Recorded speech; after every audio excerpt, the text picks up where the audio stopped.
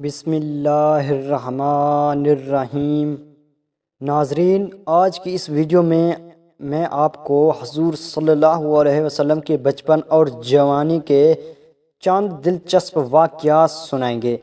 حضور نبی اکرم صلی اللہ علیہ وآلہ وسلم کی عمر مبارک جب 7 برس کی ہوئی تو سرکار دو عالم صلی اللہ علیہ وسلم کی آنکھیں دکھنے لگیں۔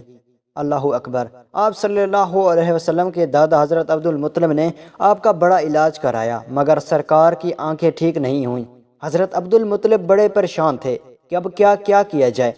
بڑا علاج کرایا مگر آرام نہ ہوا۔ آپ پریشان بیٹھے تھے، سوچ رہے تھے کہ کسی جاننے والے نے کہا، اے سردار قریش، پریشان نہ ہوں، مکہ کے قریب عکاظہ بازار ہے، اس بازار کے ساتھ ایک طبیب کا گھر ہے، بڑا قابل ہے اور وہ دوا بھی دے گا اور آپ کے پوتے کو دم بھی کرے گا۔ آپ اپنے فرزند کو وہاں لے گئے، شاید حضور صلی اللہ علیہ وسلم کو وہاں آرام مل جائے۔ حضرت عبد المطلب بڑے خوش ہوئے۔ آپ نے حضور اکرم صلی اللہ علیہ وسلم کو ساتھ لیا۔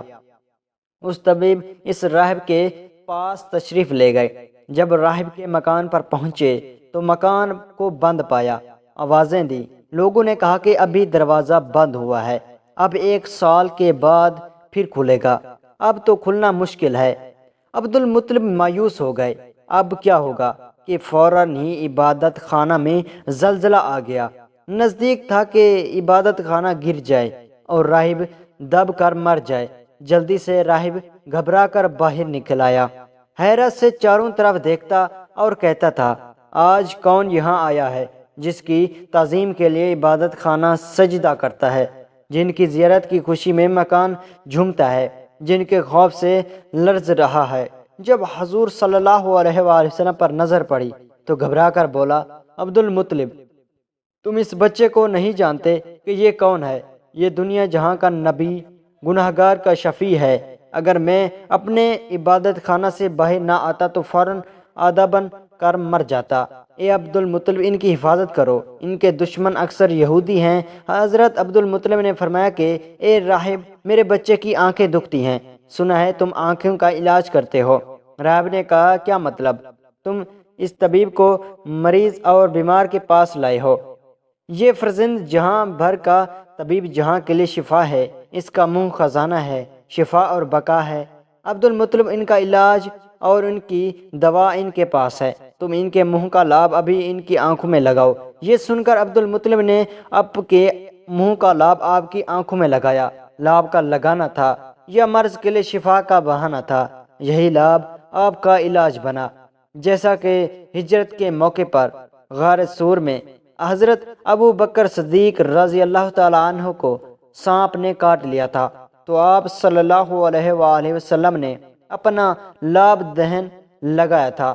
ابن راہویہ رحمۃ اللہ علیہ نے اپنی مسند میں اور ابن اسحاق، بہقی اور ابن اثار کر رحیم اللہ نے حضرت علی رضی اللہ تعالیٰ عنہ سے روایت کی کہ میں نے رسول اللہ صلی اللہ علیہ وسلم کو فرماتے سنا کہ میں جاہلیت کی رسوم بد اور لہو آلاب کی طرف کبھی بھی متوجہ نہیں ہوا سوائے 2 راتوں کے، اور ان 2 راتوں میں اللہ تعالیٰ نے مجھے بے خطا اور معصوم رکھا۔ ایک رات کا واقعہ تو یہ بھی ہے کہ مکہ کے چند نوجوان اور میں یعنی آپ صلی اللہ علیہ وسلم اپنے گھر کی بکریوں کے ریوڑ میں تھے۔ میں نے اپنے ساتھی سے کہا، ذرا میری بکریوں کی نگرانی کرنا تاکہ میں مکہ جا کر نوجوانوں کا شغل دیکھ سکوں۔ اس نے کہا، اچھا۔ پھر میں آبادی کی طرف آیا اور پہلے ہی گھر میں موسیقی کی آواز میں نے سنی۔ پوچھا، یہ کیسی آواز ہے؟ کسی نے بتایا کہ شادی کا سلسلہ چل رہا ہے۔ میں موسیقی سننے کے لیے بیٹھ گیا۔ اللہ نے میرے کانوں کا تھپتھپیا اور میں سو گیا، حتیٰ کہ دوسرے روز سورج کی آمد پر اس کے شعاع نے مجھے بیدار کیا۔ میں اٹھ کر ساتھی کے پاس گیا۔ اس نے پوچھا، اتنے لمبے وقت تک کیا کرتے رہے ہو؟ میں نے اس کو پوری آپ بیتی سنائی۔ دوسری رات پھر میں نے ساتھی سے کہا کہ میری بکریوں کا خیال رکھنا کہ میں جا کر کچھ شغل دیکھ سکوں۔ میں نے اس اقرار کر لیا اور میں مکہ شہر کی طرف روانہ ہو گیا تھا۔ یہاں آ کر میں نے موسیقی کی ویسی ہی آوازیں سنی جیسی میں نے گزشتہ رات پہلے سنی تھی۔ میں دیکھنے کے لیے اٹھ گیا، پھر قدرت نے میرے کانوں کا تھپ تھپایا اور میں سو گیا، یہاں تک کہ دوسرے دن دھوپ نے مجھے جگایا۔ پھر میں لوٹ کر اپنے ساتھی کے پاس آیا۔ اس نے پوچھا کہ تم نے کیا کیا؟ میں نے کہا کہ کچھ بھی نہیں، اور اسے ساری صورتحال بتائی۔ اس کے بعد میں نے نہ کبھی ایسا ارادہ کیا اور نہ ہی مجھے غبت ہوئی، یہاں تک کہ اللہ نے مجھے نبوت سے سربلند سرفراز فرمایا۔ حضرت جابر رضی اللہ تعالیٰ عنہ سے روایت ہے کہ جب کعبہ کی تعمیر ہوئی، نبی صلی اللہ علیہ وآلہ وسلم اور عباس رضی اللہ تعالیٰ عنہ پتھر اٹھا کر لانے لگے۔ حضرت عباس رضی اللہ تعالیٰ عنہ نے آپ سے کہا، اپنا تہبند اتار کر کندھوں پر رکھ لو تاکہ تمہارے کندھے پتھر سے محفوظ رہیں۔ چنانچہ آپ صلی اللہ علیہ وآلہ وسلم نے اسے کھول کر کندھوں پر رکھا ہی تھا کہ اتنے میں آپ زمین پر گر گئے اور آنکھیں آسمان میں لگ گئیں۔ پھر آپ اٹھے اور فرمانے لگے، میرا تہبند، اور فوراً آپ صلی اللہ علیہ وآلہ وسلم نے تہبند باندھ لیا۔ حضرت عباس رضی اللہ تعالیٰ عنہ فرماتے ہیں کہ اچانک آپ بے ہوش ہو کر گر پڑے۔ میں دوڑتا ہوا آیا، دیکھا تو آپ کی نگاہیں آسمان میں پیوست تھیں۔ میں نے کہا، اے بھتیجے، تمہاری حالت کیا ہے؟ آپ نے فرمایا، مجھے روک دیا گیا کہ میں برہنہ ہو کر چلوں۔ اس کے بعد آپ صلی اللہ علیہ وسلم کبھی عریاں نہ ہوئے۔